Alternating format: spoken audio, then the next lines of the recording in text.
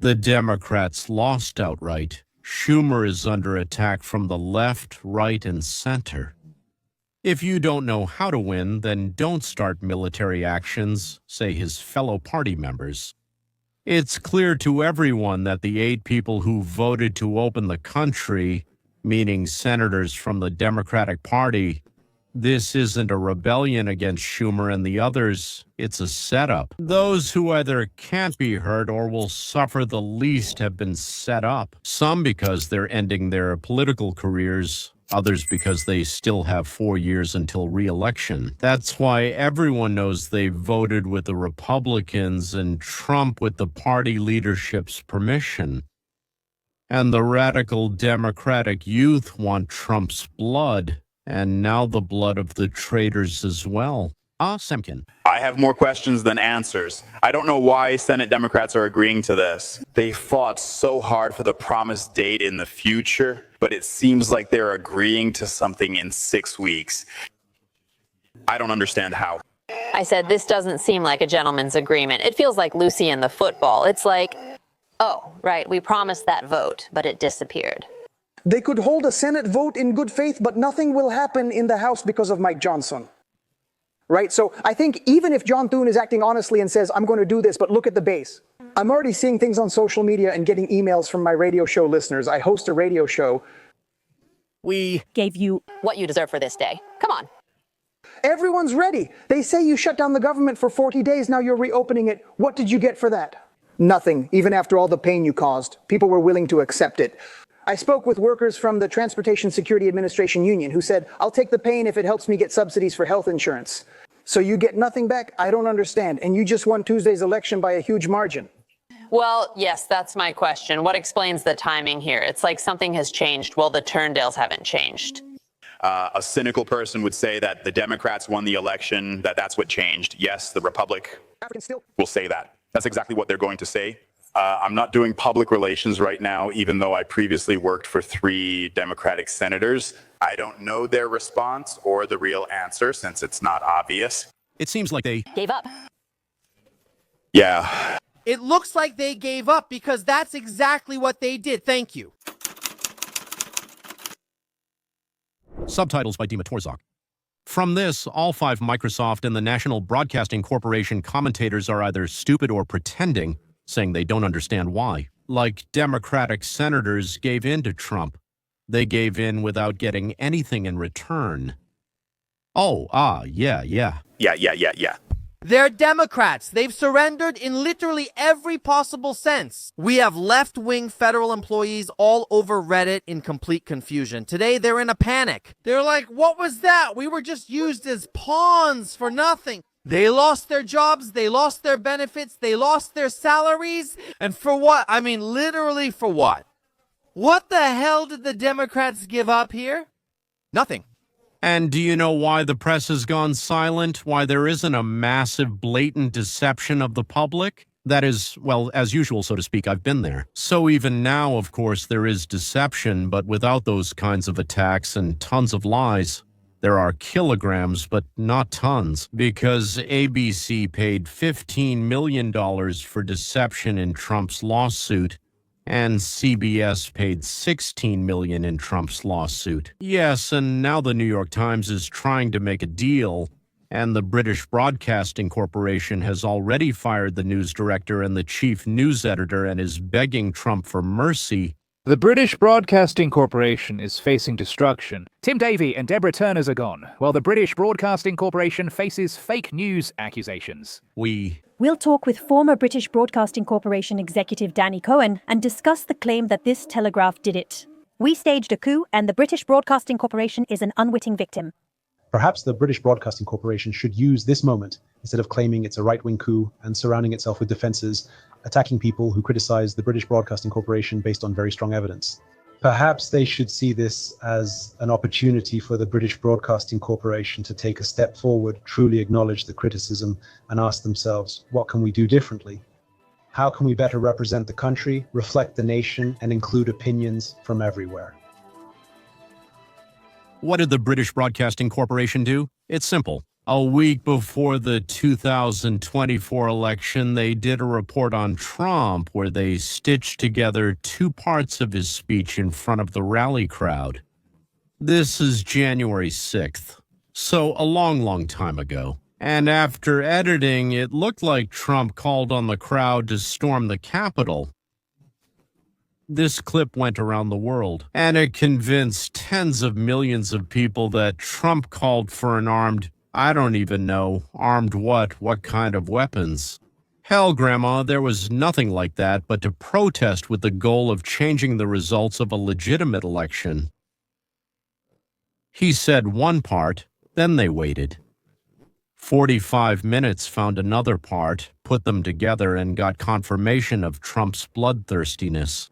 The British Broadcasting Corporation has been institutionally biased for decades.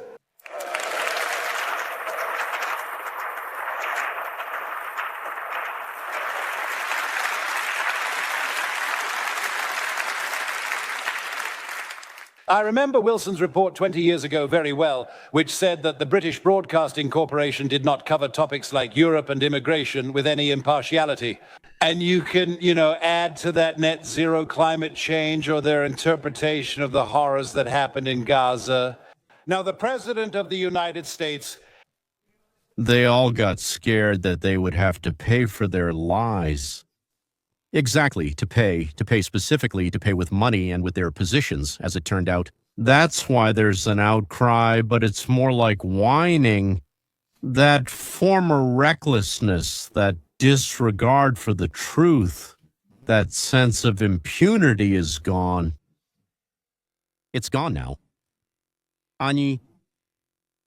They fizzled out, just like the Democratic Party in the United States Senate. They fizzled out. By the way, gentlemen, if you like what I'm showing you and you want to regularly get content that interests you, as they say nowadays, then subscribe and hit the bell. That way you'll get all the new reports delivered to you. Well, and of course, I'm interested in your thoughts, ideas, and feedback about what I'm saying, so please write to me. I read everything, usually within 24 hours after it's posted. After that, I don't, but whatever you write within those 24 hours, I definitely read. So now I'm going to show you our own estate of Che Guevara with Trotsky, who hasn't been killed yet.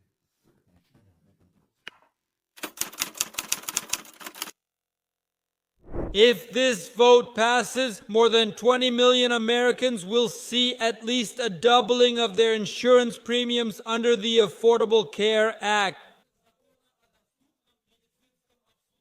In my state of Vermont and across the country, for certain groups of people, this will mean their premiums will triple or even quadruple. Now, there are people who will be paying 50% of their limited income on health care. Just a reminder, they came up with this. Obamacare said that this is a cure-all for every problem, and what happens after this so-called cure-all is approved? By the way, Romney and McCain really helped deceive the people. After that, we will live longer, everyone will have health care, and no one will be left behind. At the same time, it will cost less, and they gave some crazy arguments about why it would cost less. I didn't understand anything back then. Well, but I decided that if I don't understand, then I just don't understand. What can I do? But now it turned out that it's worse, more expensive, and has shortened the expected lifespan. And every year it gets worse and worse, worse and worse, less and less. And now we have to put in billions of extra dollars just for it to exist at all. It's wonderful that the Democrats forgot they shoved it down our throats. I think they forgot because they have short memories. And if this decision is made tonight, we will be on the path to stripping 15 million Americans of Medicaid and the Affordable Care Act. Thank you. So if we don't quickly take away a few billion from someone, well, from those who earned it, of course, then millions of people. They said that 15 million people, our fellow citizens, won't receive any medical assistance at all. And this is what's called the best in the world, named after Obama, the healthcare system.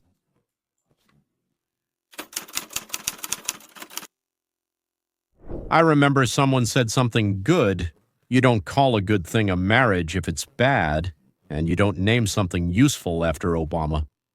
So what will happen now in Congress and in the country after the government returns?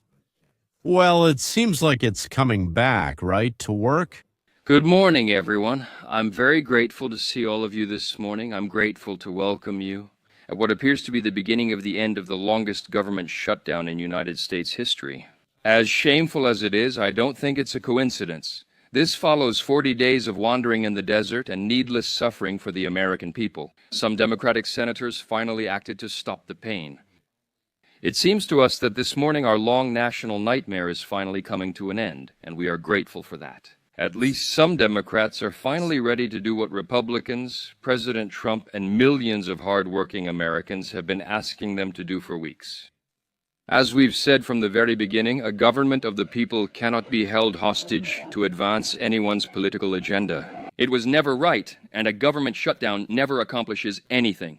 It has never been that way if you look at history, and here we are. I want to remind everyone this morning of another key point I've repeated here over the past few weeks.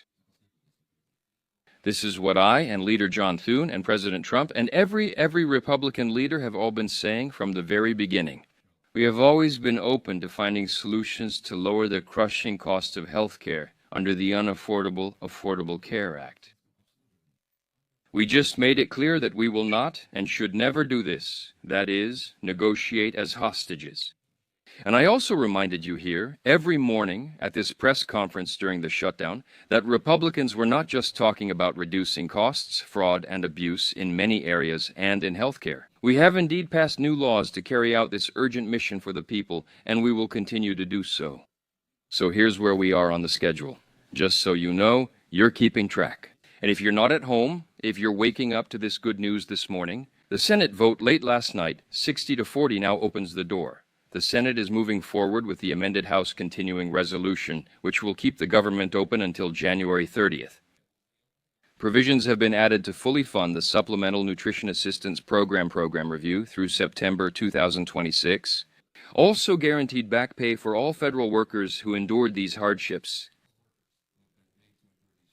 That means all federal employees who weren't paid will receive their salaries, they'll get them back, and those who receive food subsidies will have them credited. Well, at the same time, checks for fraud and deception will continue because they're already underway. The Democratic Party was already in a state of internal conflict even before the shutdown, and now bloody battles have just begun. And they definitely will. Wait for casualties.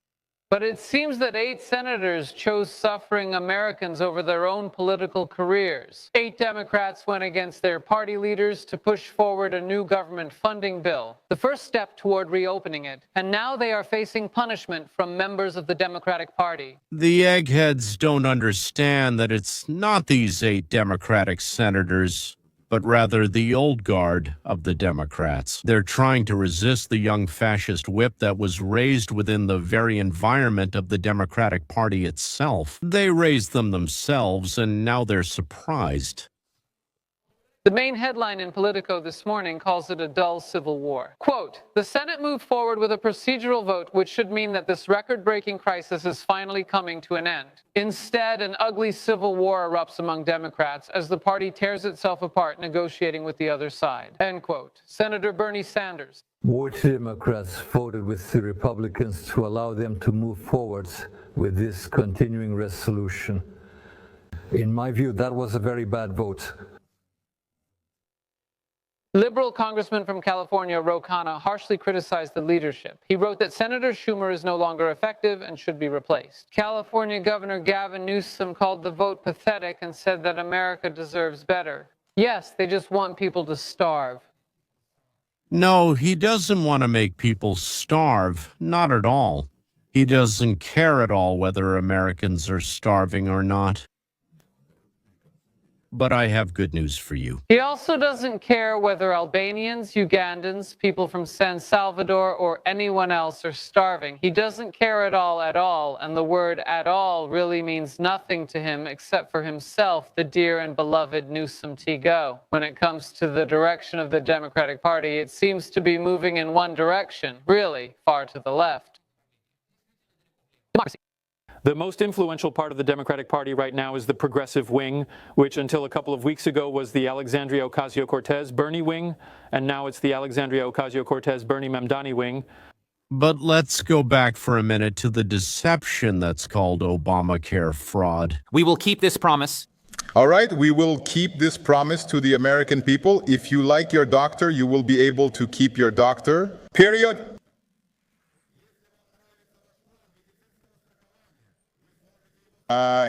He says this knowing for sure that it's a lie.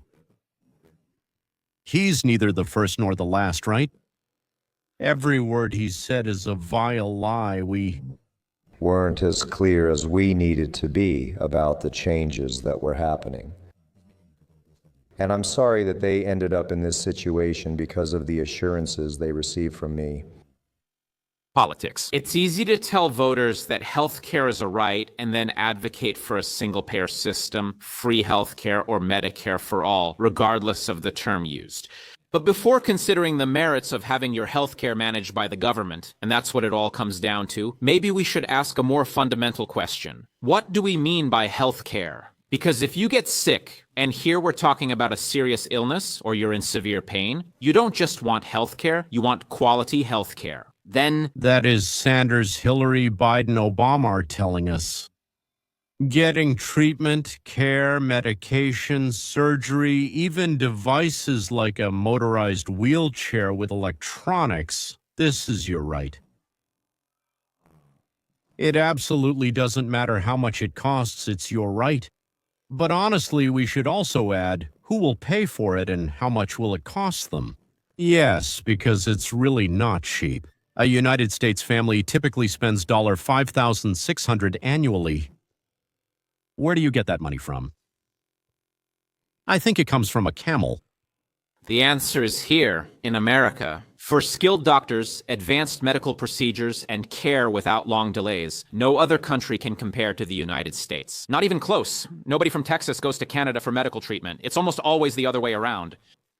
Of course, our healthcare system has a lot of problems, and we need to address them. But do we really want to destroy all the advantages we have and start from scratch? That's exactly what would happen if we gave the government full control of healthcare. So let's imagine making changes. We hear a lot about how great free healthcare would be, but it's only fair to consider the drawbacks as well. A government-run healthcare system shifts medical decisions from patients like you to bureaucrats. They determine how many magnetic resonance imaging machines are available, when you can get spinal surgery or a bypass, and if you're eligible for cancer treatment. That's exactly how it works in the United Kingdom with their single-payer system. Because the National Health Service has limited resources, it tightly restricts treatments like hip and knee replacements, cataract surgeries, and even prescription drugs for common conditions such as arthritis and diabetes. If you have these or other ailments in the United Kingdom, you may have to live with the pain. Having gone through the Union of Soviet Socialist Republics and Israel, I can confirm, if you don't give bribes in a socialist society, magnetic resonance imaging or anything else will be done for you in 8 months. But if you slip, let's say, I don't know, $50, $100, or $200 in different situations, or actually, you don't even need dollars. It doesn't have to be money. You can barter. For example, if you work at the Philharmonic, you can give out free tickets. They'll do it today. I'm speaking from my own experience. An article in the New York Times from January 2018 describes how patients in emergency departments all over London are forced to wait 12 hours before they receive help. The corridors are crowded with beds holding frail and elderly people. Hospitals were told to delay non-urgent surgeries until month's end to manage the situation. This doesn't seem better than what we have in the United States. The second big problem with single-payer systems is that they are expensive. Very expensive. A recent study by the Mercatus Center at George Mason University showed that Bernie Sanders' Medicare for all-style healthcare system would cost a neat $32.6 trillion over 10 years. That's on top of what the federal government spends on healthcare today. And this isn't a new figure. Other studies have shown that the cost would be about the same, so how are we going to pay for this? Kenneth Thorpe, a professor at Emory University and a health official in the Clinton administration, explains, if you're going to move in this direction, Medicare for all, Thorpe estimates tax increases would be significant for the wealthy, working Americans, and the poor alike. Charles Blouse, the author of the Mercatus study, puts it this way. Even doubling all projected individual and corporate income taxes would not be enough to fund these additional federal expenses. And he considers this a conservative estimate. Canada knows well about rising expenses. In Ontario, the country's largest province, these expenses accounted for 46% of the entire budget in 2010. By 2030, this figure is projected to reach 80%. In other words, in a few years, Ontario will have little money for anything except healthcare. In fact, the next step is not to provide expensive assistance to the people, well, except maybe for important people, not to do anything expensive at all. And who decides who's important? Citizens are divided into categories: first class, second class, seventh class. If you're seventh class, then most likely instead of medicine for diabetes or cancer, you'll get a Band-Aid for your foot. Well, or a pill of something that nobody has needed for a long time, and it's about to expire soon. Finally, and perhaps most importantly, government systems suppress the search for new medicines. Biomedical research spending in the United States far surpasses that of any country with a nationalized healthcare system, even when adjusting for population and economic size. This is why medical breakthroughs seldom occur in countries with government-controlled healthcare, but do happen in the United States, where they do not. The lion's share of spending on biomedical research and development in the United States is 50%. More than $70 billion in 2012 came from the private sector. Developing new medical products and technologies is profitable, and thankfully so. Profits drive innovation. Remove profits, and innovation will disappear. A single-payer system, free healthcare, Medicare for all. It may sound wonderful, but like all utopian visions, in the end, they do more harm than good. I'm Lan-Shi Chen, a fellow at the Hoover Institution at Stanford for Prager University. I'm Leon Weinstein, formerly Leonid Weinstein, an ex-immigrant from the Union of Soviet Socialist Republics, on behalf of everyone who, for unclear reasons, was granted something, the opportunity to escape from the cradle of 3 revolutions, away from the fat and very foul-smelling servants of the people, from the happiness that was forced upon me without anyone ever asking whether I wanted it or not. And I arrived after all the hardships, subtitles by Dima Torzak. After a difficult emigration, it wasn't easy, after many long and complicated years. Adapting to a new environment. Definitely not so that someone would decide for me again what's best for me. Personally, I want to decide for myself and take responsibility for any mistakes I make. I'm not just saying this for no reason, believe me. I've been through having my electricity cut off for not paying. And half a pita, if you know what a pita is, yeah, with vegetables. And that's half a pita for the whole day. Because at the kiosks at the Tel Aviv Central bus station, when you got half a pita, you could put as many of those vegetables in it as you wanted. At Alifair, they gave you exactly 3 pieces for half a pita, but as many vegetables as you wanted. I have to tell you, it was paradise. Paradise in the Promised Land, exactly paradise in the Promised Land. Nothing in my life could never compare to this. Here are the pulpiti on Tahane Merkazit, the city of Tel Aviv.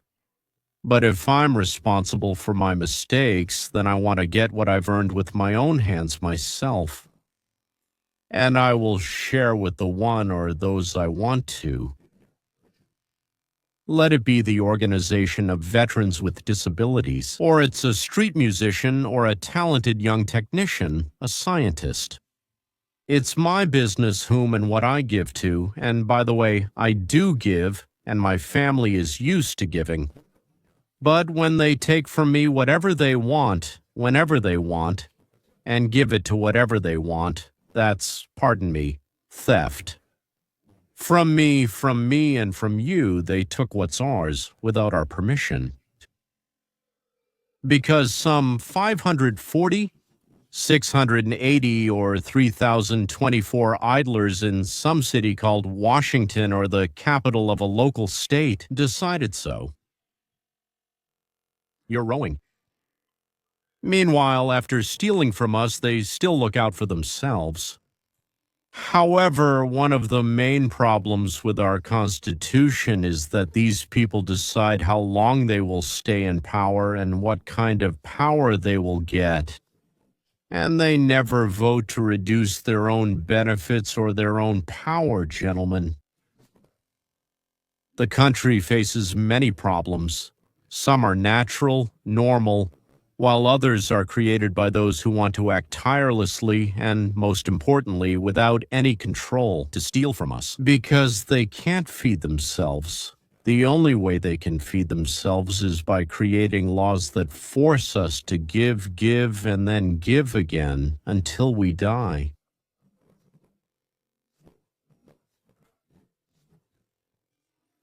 Then there will be nothing left to milk. But the Democrat brothers, for them, the main thing is that it lasts for their lifetime because they think that we have enough property for their lifetime.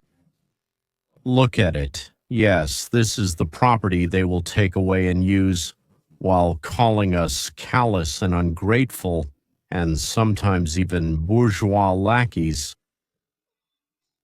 Well, not all of it. So, are Democrats really as terrible as I say? The overwhelming majority, all of them? No, probably not. I've never met one, but there are probably good Democrats. There must be, yes, by chance. Well, it's all right, gentlemen. Not everything is for them. Maslenitsa. By the way, I don't know of an equivalent to Maslenitsa in Jewish holidays, but nevertheless, a holiday has come to our street. That's all. Let's say goodbye and meet again soon. Very soon.